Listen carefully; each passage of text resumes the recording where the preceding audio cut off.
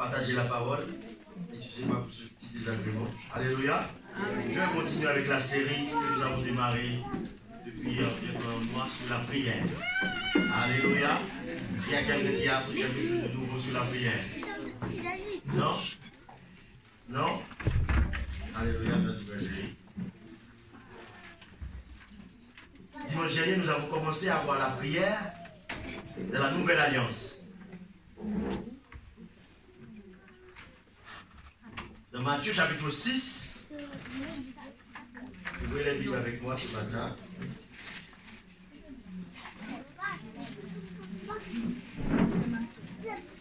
À partir du verset 9, c'est Jésus qui parle, qui dit: voici donc comment vous devez prier. Notre Père qui est aux cieux, dimanche dernier, nous avons commencé à parler des révélations fondamentales pour bien prier dans la Nouvelle Alliance. Et nous avons dit qu'avant, dans tout l'Ancien Testament, les gens, quand ils priaient, ils mettaient l'accent sur Dieu. Dieu, Dieu. Jésus est venu. Il a fait une rupture dans la prière. Maintenant, c'est notre Père. Donc, nous sommes passés de Dieu au Père. Et nous avons dit qu'il y a une révélation qui est cachée dans ce changement. C'est que maintenant, si nous prions Dieu comme notre Père, c'est que nous sommes fils de Dieu. Amen. Et la relation entre une créature et Dieu, et la relation entre un fils et son Père, ce n'est pas la même relation. Non. Et dimanche dernier, nous avons dit que il y a quelque chose de très important qu'il faut comprendre. Un enfant ne peut pas prier son Père pour tout. Non.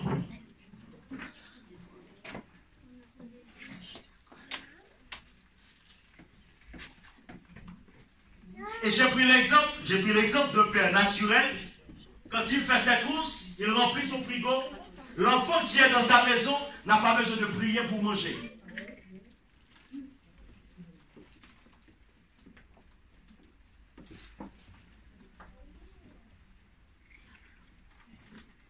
Donc il y a des choses pour lesquelles, dans notre relation avec Dieu, dans la Nouvelle Alliance, quand nous avons la révélation que nous sommes fils de Dieu, ça doit, la révélation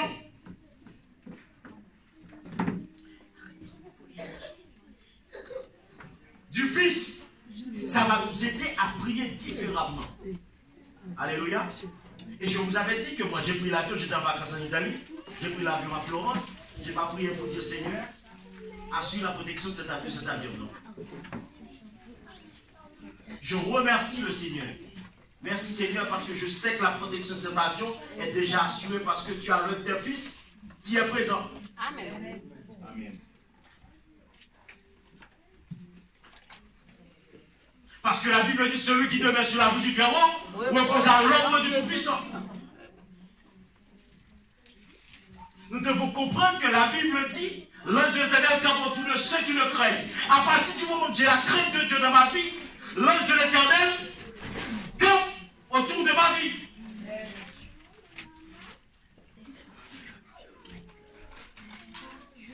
Si je suis convaincu que j'ai la crainte de Dieu dans ma vie, automatiquement je sais que l'ange de l'Éternel, la protection du ciel, m'accompagne. Alléluia. Si je n'ai pas la crainte, je peux prier. Mais si, tant que j'ai la crainte de Dieu dans ma vie, les anges du ciel sont obligés d'assurer ma protection. Amen. Alléluia. Nous avançons ce matin. La révélation du Père, la révélation du Fils. Quand tu sais qui tu es en Jésus-Christ, il y a des choses qui vont changer radicalement dans ta relation avec Dieu. Alléluia. Alléluia. Et ce matin, je ne vais pas m'attarder trop. Nous allons avancer. J'avais parlé de que ton nom soit sanctifié. J'avais dit que seul le Fils est capable de sanctifier le nom du Père. Si tu es fils de Dieu, tu portes le nom de Dieu dans ta vie. Alléluia. Alléluia. Et le nom de Dieu, ça représente sa nature et son caractère. Voilà pourquoi à partir du moment où tu dis que tu marches avec Dieu, tu ne peux pas vivre comme les autres sur la terre. Non.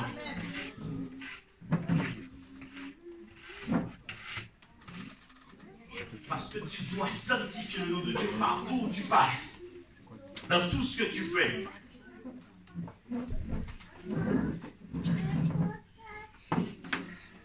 De toute façon, comme je l'avais dit dimanche dernier, seul le Fils est capable de porter le nom de son Père. Voilà pourquoi ton enfant porte ton nom. Le nom que porte ton enfant ne lui appartient pas. C'est ton nom à toi. Alléluia. Il porte ce nom parce qu'il est ton enfant.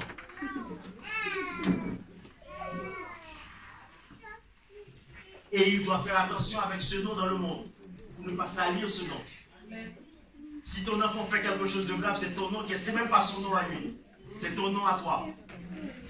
C'est la même chose avec Dieu. Si je suis un jeune garçon, je veux avoir 3 femmes, je suis en train de salir le nom.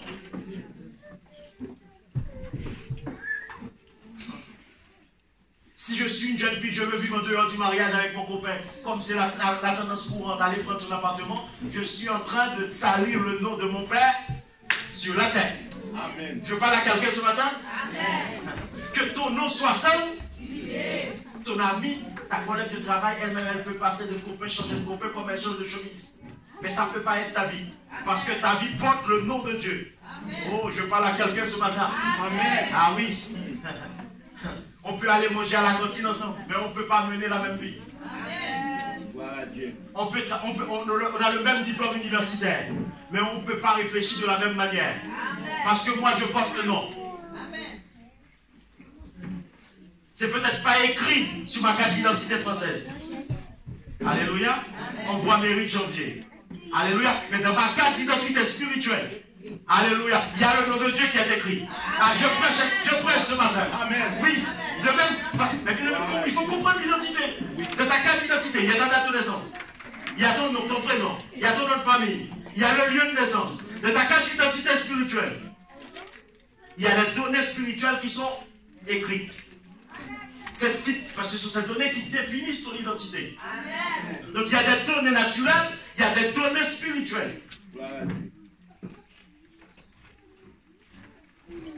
On peut avoir le même diplôme, mais on ne peut pas mener la même vie sur la terre. Amen. Amen. Amen.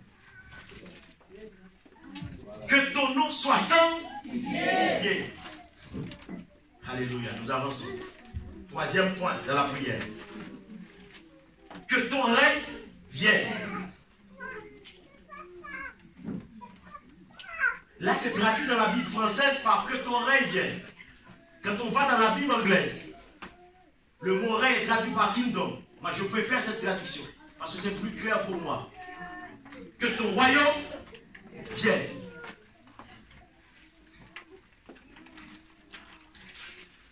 Que ton royaume vienne. C'est ce qui est écrit quand on va dans la Bible anglaise. C'est que ton royaume vienne. Mais comment on peut prier pour que le royaume de Dieu vienne si on ne connaît pas, on ne comprend pas le royaume? Nous pouvons réciter cette prière. C'est bien. Mais entrer dans la profondeur, comprendre, c'est mieux. Que ton royaume vienne. Et quel royaume? C'est ce point que je souhaite aborder ce matin. Sur le royaume. Parce que pour prier, pour que le royaume vienne, il faut comprendre le royaume. On prie pourquoi? C'est quoi le royaume? Le royaume, c'est le système de Dieu. C'est le système de gouvernement de Dieu. Voilà pourquoi le royaume est plus grand que l'Église. Alléluia. Ta vie ne doit pas uniquement être installée dans l'Église. Elle doit être au contraire, être vraiment dans le royaume de Dieu.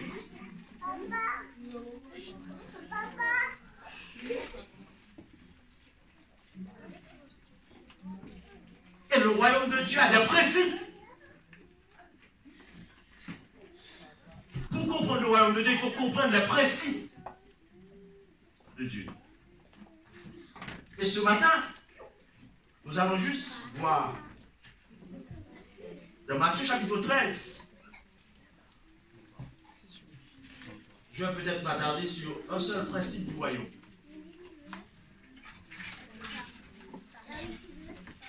Que ton royaume vienne. Nous devons prier pour le royaume. Mais quel royaume?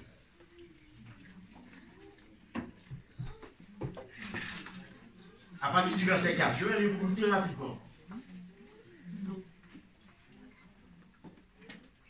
Un semeur sortit pour semer. Comme il semait, une partie de la semence tomba le long du chemin. Les oiseaux vinrent et la mangèrent. Une autre partie tomba dans les endroits pierreux, où elle n'avait pas beaucoup de terre.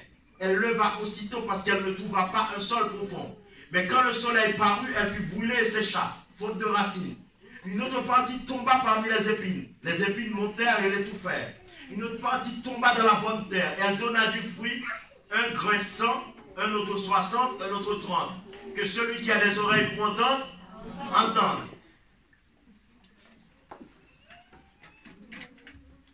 Les disciples s'approchaient. Jésus était en train de... Nous allons... Les disciples s'approchèrent et lui dirent, pourquoi leur parles-tu en parabole? Jésus leur répondit, parce qu'il vous a été donné de connaître les mystères du royaume. Je veux attirer votre attention que le royaume des cieux, le royaume de Dieu est un mystère. C'est pas un mystère. Le mystère, c'est une vérité cachée. Que tout le monde ne peut pas comprendre facilement. Non. Jésus a parlé à la foule en parabole. Mais il a dit à ses disciples, à vous, il a été donné de connaître le mystère. Tu peux venir à l'église, mais tu ne connais pas le mystère du royaume. Tu peux avoir été baptisé depuis 25 ans, mais tu ne connais pas le principe, le mystère du royaume des cieux.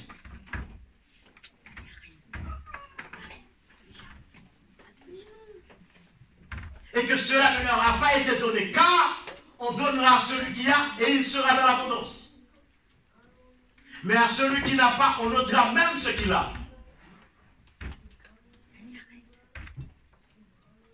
C'est pourquoi je leur parle en parabole, parce qu'en voyant, ils ne voient point. Qu'en entendant, ils n'entendent ni ne comprennent. Et pour eux s'accomplit cette prophétie d'Ésaïe. Vous entendrez de vos oreilles et vous ne comprendrez point. Vous regarderez de vos yeux, vous ne verrez point. Car le cœur de ce peuple est devenu insensible. Ils ont endurci leurs oreilles. Ils ont fermé leurs yeux, de peur qu'ils ne voient de leurs yeux, qu'ils n'entendent de leurs oreilles, qu'ils ne comprennent de leur cœur, qu'ils ne se convertissent et que je ne les guérisse. Mais heureux vos yeux, parce qu'ils voient, et vos oreilles, parce qu'elles entendent. Je vous le dis en vérité, beaucoup de prophètes et de justes ont désiré voir ce que vous voyez, et ne l'ont pas vu. Entendre ce que vous entendez, et ne l'ont pas entendu. Mais vous, écoutez la parabole du semeur. Lorsque l'on écoute la parole du royaume, deuxième point, il y a la parole du royaume.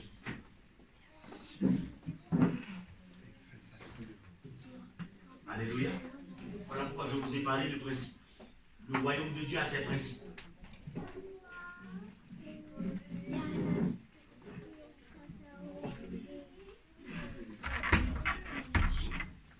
Et ne la comprend pas. Écouter ne suffit pas. Il faut comprendre.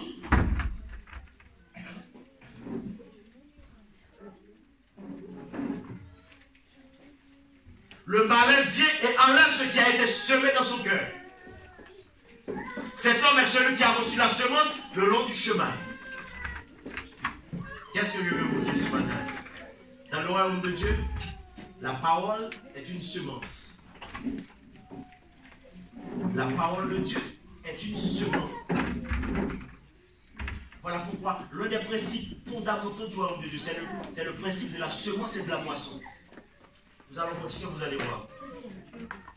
Parce que la parole de Dieu elle-même est une semence.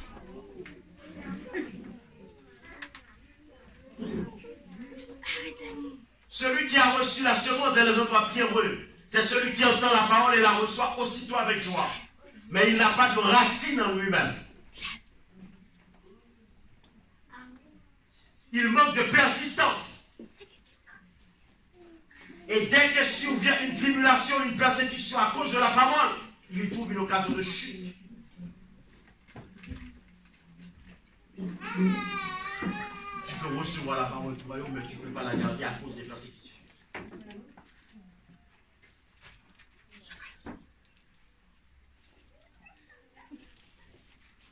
Celui qui a reçu la semence parmi les épines, c'est celui qui entend la parole, mais elle dit les soucis du siècle.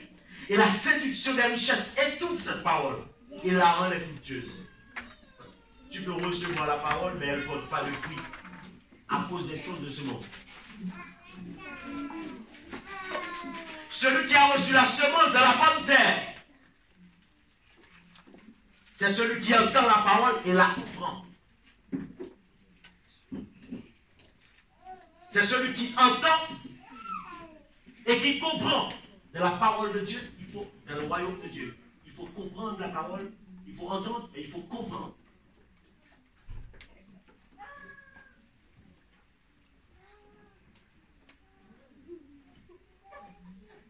Il porte du fruit. Sans la compréhension de la parole, il n'y aura pas de fruit.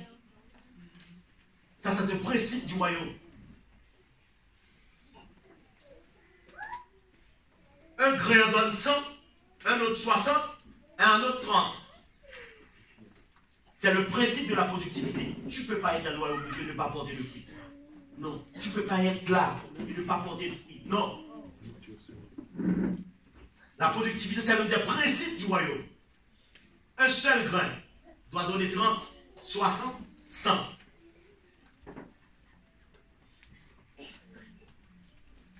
Jésus leur proposa une autre parabole. Et il dit, le royaume des cieux est semblable à un homme qui a semé une bonne semence dans son champ. Mais bien aimé, vous ne pouvez pas sortir la loi de la semence et de la moisson du royaume de Dieu. Non.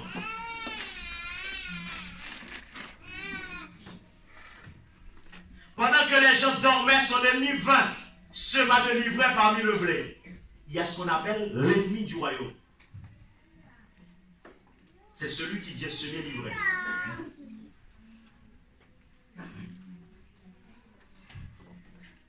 Et s'en alla. Lorsque l'herbe eut poussé et donna du fruit, l'ivraie parut aussi. Les serviteurs du maître de la maison vinrent lui dire, Seigneur, n'as-tu pas semé une bonne semence dans ton champ?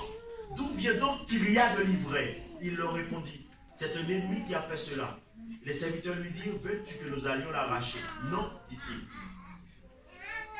De peur qu'en arrachant l'ivraie, vous ne déraciniez en même temps le blé. Laissez croître ensemble l'un et l'autre, jusqu'à la moisson. Amen. Et à l'époque de la moisson, je dis au moissonneur, arrachez d'abord l'ivraie et liez-la en gerbe pour la brûler, mais amassez le blé dans son grenier. Dans le royaume de Dieu, il y a le principe de la semence et le principe de la moisson. Ça, c'est un parabole. Verset 36, pour aller vite. Jésus renvoya la foule et entra dans la maison. Cette parabole, c'est encore pour la foule. Jésus va donner la compréhension à ses disciples. Tout le monde vient à l'église, mais tout le monde ne comprend pas la parole du royaume. Tout le monde vient à l'église, tout le monde ne comprend pas les principes du royaume de Dieu. Tout le monde vient à l'église, tout le monde ne comprend pas le système de Dieu.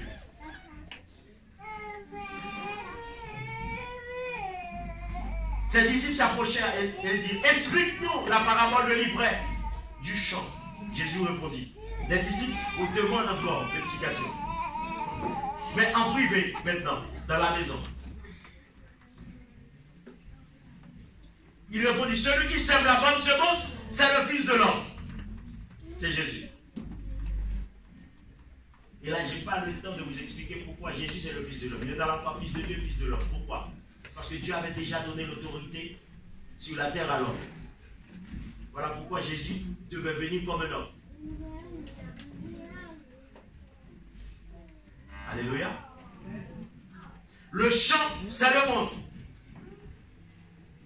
La bonne semence, ce sont les fils du royaume. J'attire votre attention. Il n'y a pas que la parole de Dieu comme semence.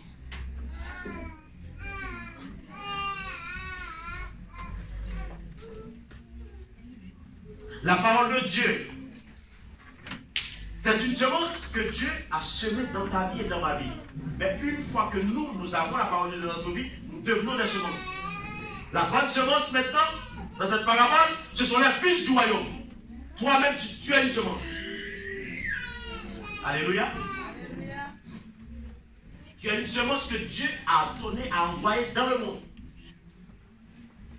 Je vais reprendre ce verset. Celui qui sème la bonne semence, c'est le Fils de l'homme. Le champ, c'est le monde. La bonne semence, ce sont les fils du royaume. Toi-même, tu es une semence.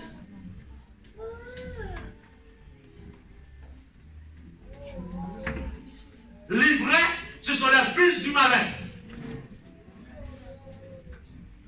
Tu dois considérer ta vie comme une semence. Alléluia. Une semence, c'est quoi? C'est quelque chose qui a du potentiel. Amen. Amen. Quand je suis agriculteur, je fais ma récolte de maïs. Ce que je prends pour revendre, pour manger, c'est plus une semence. Pourquoi? Parce qu'une fois que c'est consommé, c'est fini. Mais ce que je mets de côté, que je vais encore ressemer, replanter, ça c'est une semence. Pourquoi? Parce que ça a la capacité de se reproduire. Un seul grain peut me donner 30, 40, 50.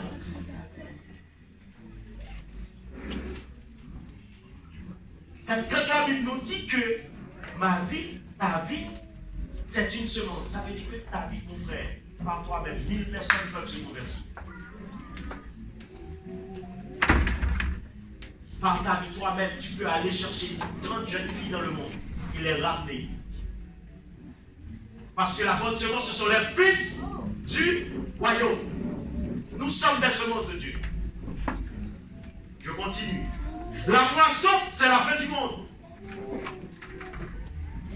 La moisson, c'est la fin du monde. La Bible considère la fin du monde comme une moisson. Ça veut dire quoi? Dieu va récolter. Les moissonneurs, ce sont les anges.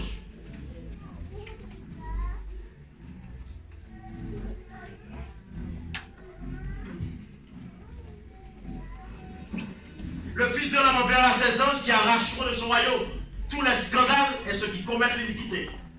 Et ils les jetteront dans la fournaise ardente où il y aura des pleurs et des grincements de dents. Alors les justes resplendiront comme le soleil dans le royaume de leur Père. Que celui qui a des oreilles pour entendre.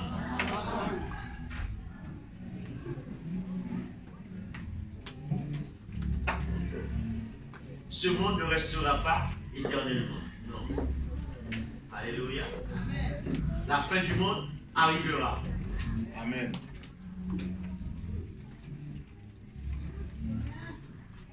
Toi qui es là ce matin, peut-être que tu vivras 90, 100 ans, 105, 110, 120, grand maximum. Même si le monde ne prendra pas fin, notre vie prendra fin.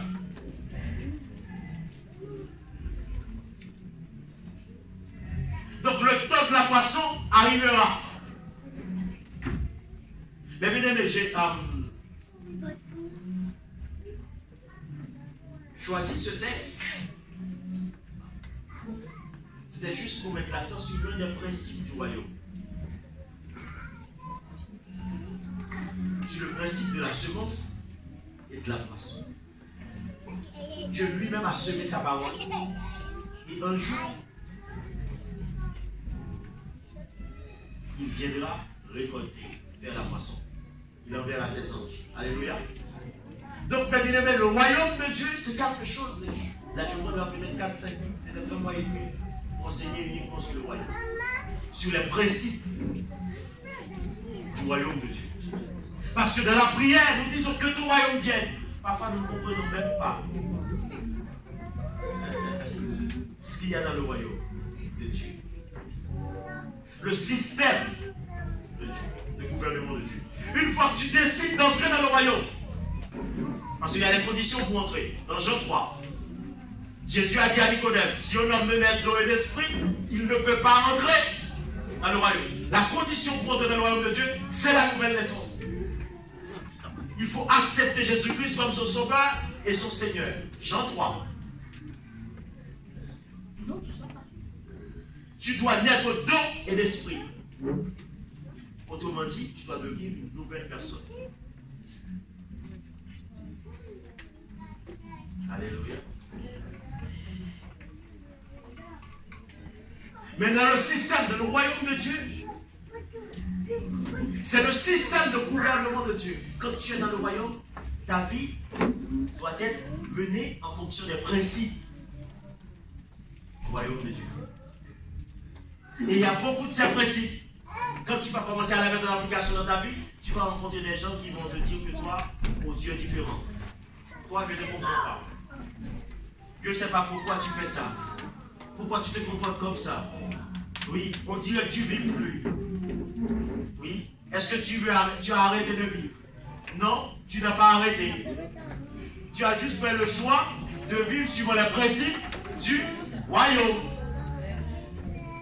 Que ton royaume vienne. Mais vienne où? D'abord dans ton cœur, dans ta vie. Alléluia. La première personne, quand tu fais cette prière, la première personne qui est concernée, c'est toi. Que ton royaume vienne d'abord dans ta vie et dans ma vie. Alléluia. Alléluia. Est-ce que ta vie est suivant les principes du royaume? Alléluia. Quand tu pries pour que le royaume de Dieu vienne, tu dois comprendre, mon frère, ma soeur, les principes du royaume. Il y a un autre principe. Je vais terminer. C'est le principe de la priorité. Dans Jean 6, 33. Cherchez premièrement le royaume de Dieu et sa justice. C'est le principe de la priorité. Tu dois mettre Dieu en premier dans tout ce que tu fais sur la terre.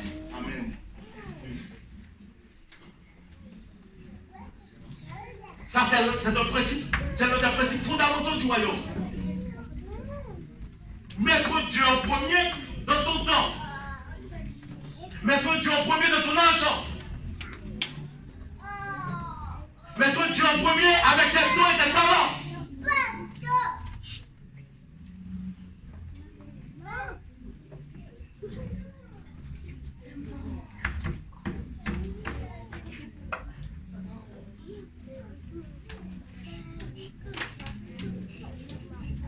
Mettre Dieu en premier dans tous les domaines de ta vie.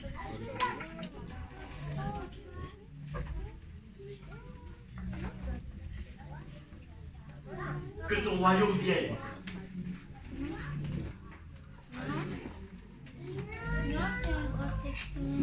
Si tu veux voir la manifestation de la puissance de Dieu dans ta vie, mets Dieu en premier dans tout ce que tu fais.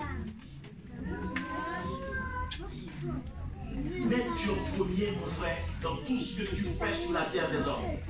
Alléluia. Alléluia. Hier, j'étais en train d'enseigner à des jeunes sur les 7 domaines fondamentaux de la vie. Je vais juste reprendre ça. Quand je dis qu'il faut mettre Dieu en premier, tu dois mettre Dieu en premier dans le domaine spirituel, dans le domaine mental, dans le domaine émotionnel, dans le domaine relationnel, dans le domaine professionnel, dans le domaine financier, dans le domaine physique. Donc, vivre, servir Dieu, c'est pas uniquement venir et faire des petites prières comme ça. Non. Laisser la parole de Dieu prendre place dans tous les domaines de ta vie.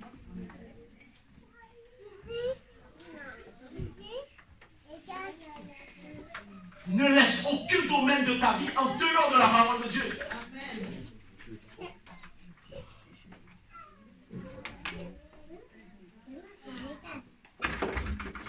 Fais en sorte que la parole de Dieu pénètre tous les domaines de la vie de l'homme.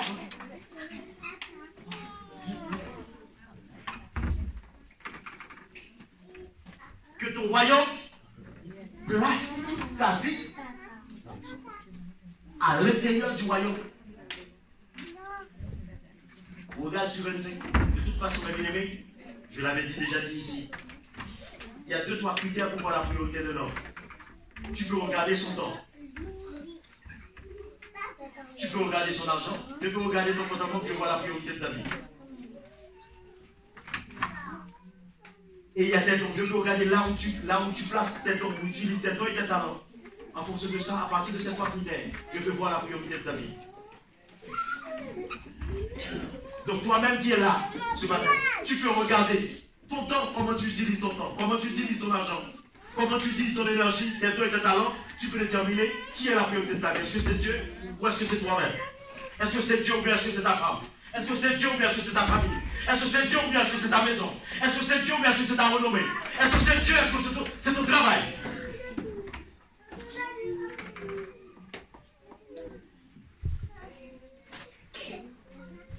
Que ton royaume, que ton royaume, que ton royaume, que ton royaume, que ton royaume, que ton royaume, que ton royaume, c'est-à-dire que le système de gouvernement de Dieu arrive dans ma vie, dans ma maison, dans ma famille, dans tout ce que je fais sur la terre, dans tout ce que je fais sur, dans tout ce que je fais sur, dans tout ce que je fais sur, dès mon réveil le matin, jusqu'au coucher le soir. Que ton royaume, c'est-à-dire que son système de Dieu, que ta vie s'aligne sur le système. Parce qu'il y a le système du monde, il y a le système de Dieu.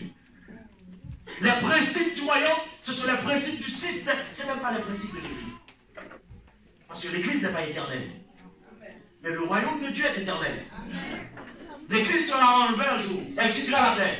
Mais le royaume de Dieu durera éternellement. Que Dieu vous bénisse ce matin. Amen. Que Dieu vous bénisse ce matin. Acclamez Jésus ce matin. Acclamez Jésus ce matin. Acclamez Jésus ce matin. Levez-vous ensemble, allez-lever. Acclamez Jésus. Acclamez. Que ta maison soit une annexe du royaume. Que tes enfants grandissent comme les enfants du royaume. Alléluia. Gloire à Dieu. Gloire à Dieu.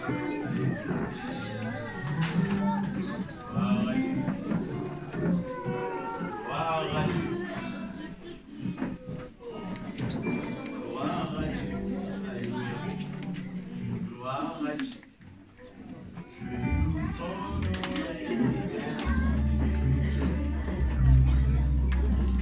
Seigneur, je célèbre.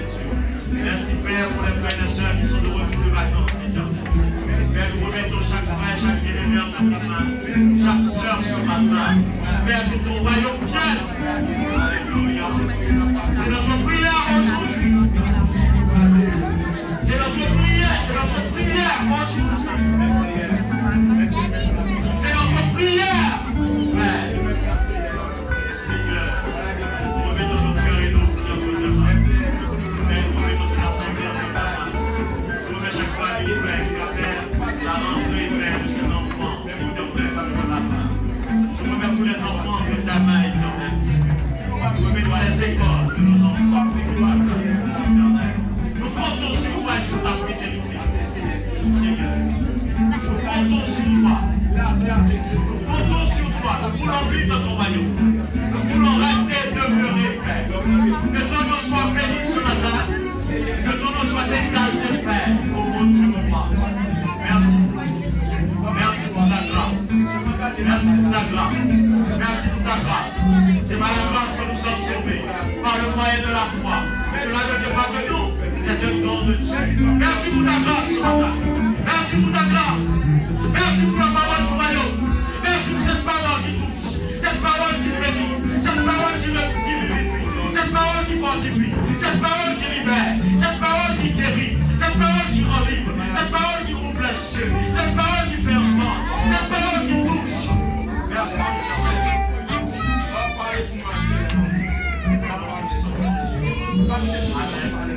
Amen. Amen. J'avais oublié de dire dimanche prochain, nous aurons le pasteur Rémi. Pasteur Rémi. Il sera là.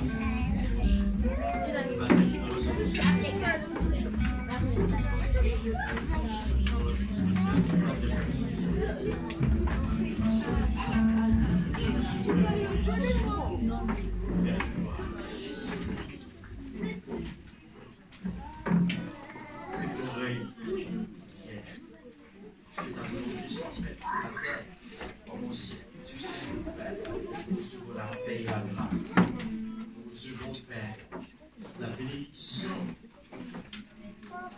qui vient dans nos vies,